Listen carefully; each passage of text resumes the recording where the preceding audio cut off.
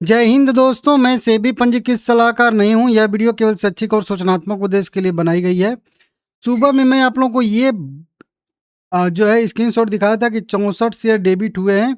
अभी की बात करेंगे तो अब जो है कितने शेयर थे, 475 शेयर थे, 164 चले गए, 311 शेयर जो है वापस आ गए हैं और 41,000 रुपये का पेमेंट यहाँ पे कुल राशि का जो है किया गया है। ये जो है ब्रोकर की तरफ से कह लीजिए कि आया है पीडीएफ। उसी के साथ साथ अब जो है यहाँ पे देखेंगे आप लोग तो पेमेंट का भी जो है यहाँ पे मेल जो है या मैसेज कह लीजिए रिसीव हो चुका है। यहाँ पे आपको एसबीआई दिख रहा होगा 6:37। अभी 6:47 हो रहा है, तो 10 मिनट पहले मुझे ये जो मेल आया है और इसमें आप लोग देखोगे तो क्लियर लिखा है कि स्टेट बैंक ऑफ इंडिया को एनईएफटी के तहत जो है रिसीव हुआ है 41,000 रुपये। ये कुछ नंबर उम्बर है 24/6/2026 को एनएससी क्लियरिंग जो है लिमिटेड से यहाँ पे। तो ये जो है मतलब कुल मिला के पैसा जो है बैंक अकाउंट में रिसीव हो चुका है। हालांकि मैं यहाँ पे चेक भी किया अपना अकाउंट भी, तो सच में अकाउंट में जो है वो पैसा जो है वो रिसीव हो चुका है। ठीक है ना। अब आप कैसे चेक करोगे, आप कैसे कैलकुलेट करोगे कि आपको कितना इस बायबैक से बेनिफिट हुआ, लॉस हुआ, क्योंकि अब तो कंप्लीट हो गया ना। तो अब ये जो हम लोग कैलकुलेशन देख रहे थे कि कितना पे आएगा तो कितना प्रॉफिट होगा, कितना लॉस होगा, तो वो चीज़ अब देखिए एक्सेल शीट पे तो मैं दिखाऊंगा ही दिखाऊंगा। ठीक है ना। आप लोगों को ये यहाँ पे देखेंगे आज लास्ट डेट है। तो एक चीज़ आप लोग ध्यान दीजिएगा, बहुत सारे लोग कमेंट कर रहे हो कि कब आएगा पेमेंट, कब आएगा पेमेंट। का डेट तो आज ही है 24 जून 2026, लेकिन कभी कभी पेमेंट आने में 2 दिन का टाइम भी लग जाता है, बशर्ते आपका बैंक कौन सा है। देखिए शेयर जब आपके डीमेट अकाउंट में आने थे तो मैटर करता था कि आपका ब्रोकर कौन है, ईमेल आने के लिए भी आपका ब्रोकर कौन है, कितना एक्टिव है वो। ठीक है ना। ज़्यादा वर्कलोड है तो आपका ब्रोकर सुस्त हो जाएगा ना भाई। अब उनके पास उतना मैन पावर है ही नहीं कि सब काम कर सकें अच्छे से, तो वो डिले ही करेंगे। इसी तरीके से आपका बैंक कितना एक्टिव है, आपके बैंक का सर्वर कितना एक्टिव है। आप कोई ग्रामीण बैंक ले लोगे जिसका सर्वर ही काम नहीं कर रहा है, तो पैसा आपका डिले से आएगा, लेट से आएगा। कई जगह से कनेक्ट है, मतलब एक छोटा सा कोई ब्रांच है, बैंक है, आपने उसको ग्रामीण बैंक उसको किया, वो किसी और से कनेक्ट है, वो किसी और से कनेक्ट। पैसा तो पहले यहाँ पे आएगा, उसके बाद यहाँ पे आएगा, फिर यहाँ पे, तो थोड़ा सा डिले भी हो सकता है। तो कम से कम 2 दिन तक आप लोगों को इंतजार करना पड़ेगा। तो मतलब आज और कल तक लगभग लगभग आ जाएगा लोगों का।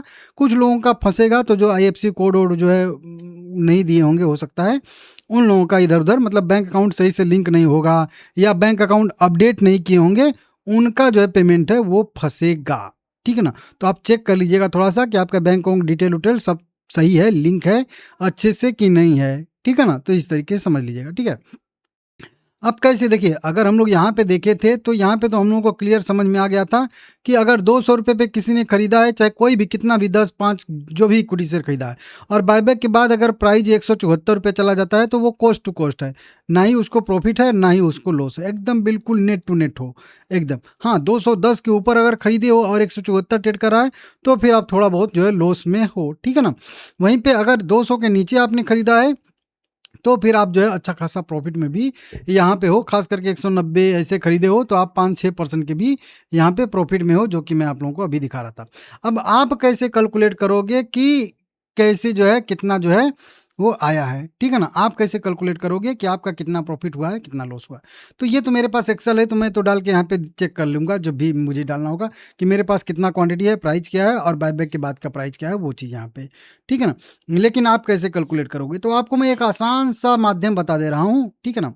आप अपने पोर्टफोलियो में जाइए, जो बायबैक के बाद शेयर बचे होंगे, मतलब मान लेते हैं 100 शेयर आपने खरीदा होगा, 35 शेयर आपके चले गए होंगे, तो 65 शेयर बचे होंगे ना। उन 65 शेयर का एवरेज प्राइस देखिए क्या है।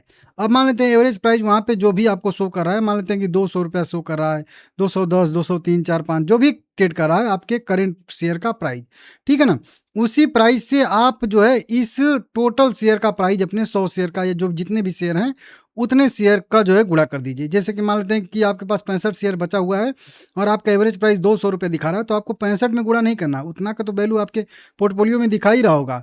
आपको जितने शेयर आपके पास टोटल थे ना, बस आपको पोर्टफोलियो में अपना एवरेज प्राइस देखना है और फिर उस एवरेज प्राइस में गुणा कर देना है आपके नंबर ऑफ इक्विटी शेयर जितने थे, मतलब बायबैक से पहले जितने शेयर थे सबका बायबैक के पहले वाला जितनी क्वांटिटी थी एवरेज प्राइस से गुणा कर दीजिए, उस नंबर को लिख लीजिए कि कितना आया। मान लेते हैं कि अगर जो भी आपका नंबर आ गया 10,000, मान लेते हैं आया, ठीक है ना। अब 10,000 आया, उसके बाद आपको क्या करना है कि अपने उसी पोर्टफोलियो पे जो 65 शेयर आपके हैं या फिर जो भी बचे हुए शेयर हैं उनकी वैल्यू टोटल इन्वेस्टमेंट शो ही कर रहा होगा ना कि आपने कितना इन्वेस्टमेंट किया, उनकी करेंट वैल्यू कितनी है। तो करेंट वैल्यू उसको लिख लीजिएगा, करेंट वैल्यू जो भी है उसको लिख लीजिए, और बायबैक से जितना पैसा मिला है, बायबैक से जितना भी पैसा आपको रिसीव हुआ है वो लिख लीजिए, दोनों को ऐड कर दीजिए, ठीक है ना। जो करेंट वैल्यू आपके शेयर बचे हुए हैं डीमेट अकाउंट में उनको, और जितना बायबैक से आपको जो है फंड रिसीव हुआ है उनको, दोनों को ऐड कर दीजिए। अब वो दोनों ऐड करने के बाद कुछ ना कुछ वैल्यू आएगी, मान लेते हैं 11,000 आ गया। तो अगर 10,000 जो आपका टोटल वैल्यू आया था उससे अगर बेसी है, जितना ज़्यादा है, जैसे 1,000 ये बेसी है तो 1,000 का प्रॉफिट हुआ है।